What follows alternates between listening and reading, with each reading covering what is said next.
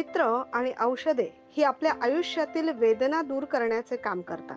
फरक इतकाच की औषधांना असते एक्सपायरी डेट, पण मैत्रीला नाही. आणि त्यामुळेच काल भर पावसात भरली माजी विद्यार्थ्यांची शाळा. होय, शाळेनंतर विद्यार्थी कॉलेज, करिअर, नोकरीनिमित्त विविध भागात विखुरले जातात. पण तंत्रज्ञानाच्या सुविधेमुळे जगात कुठेही असले तरी एकमेकांना प्रत्यक्ष भेटणं होत नसेल तरी आपल्या माणसांची कनेक्ट राहतच असतो.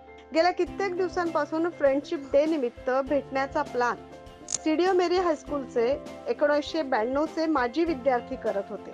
शहरात गेल्या 2 दिवसांपासून सलग पाऊस सुरू होता.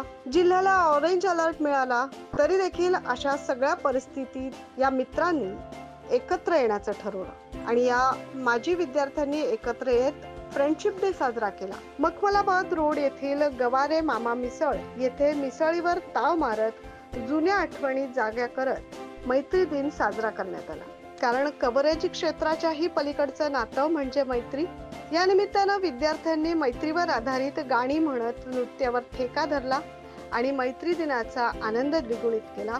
सोबतच मिसळीवर ताव मारला. या सुंदर कार्यक्रमात सहभागी झालेल्या माजी विद्यार्थिनी सुनीता राठोड आणि माजी विद्यार्थी पंकज गवांदे यांनी आपलं मनोगत यावेळेस व्यक्त केलं. स्टुडिओ मेरी हायस्कूलचा 92 पासआउट आणि मी अमेरिकेत असतो, एडिसन न्यू जर्सीमध्ये अनेक वर्षांपासून. तिथे आता मी स्थायिक आहे.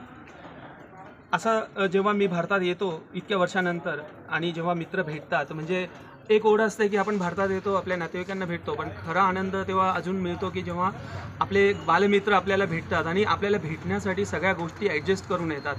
आता माझ्या शाळेतले इतके सगळे मित्र, बरेच मित्र आता त्यांना जावं लागलं कामासाठी, पण जे पण आले सगळा टाईम ॲडजस्ट करून आले. प्रत्येकाची दैनंदिन जबाबदारी आहे, पण तरी ते आलेत. माझ्या मैत्रिणीसुद्धा आल्यात आणि एवढे सगळे लोक येऊन जेव्हा भेटतात तेव्हा खूप आनंद होतो. की एखादा अचानक पाहुणे आल्यानंतर अचानक आम्ही भाजी फोडणीला टाकतो आणि ती भाजी खूप छान होऊन जाते. म्हणजे खूप तयारी करूनही भाजी छान होत नाही, पण कधी कधी अचानक आपण भाजी बनवतो ती छान होऊन जाते. तसं अचानक ठरलेलं हे गेट टुगेदर खूप सुंदर असं झालं.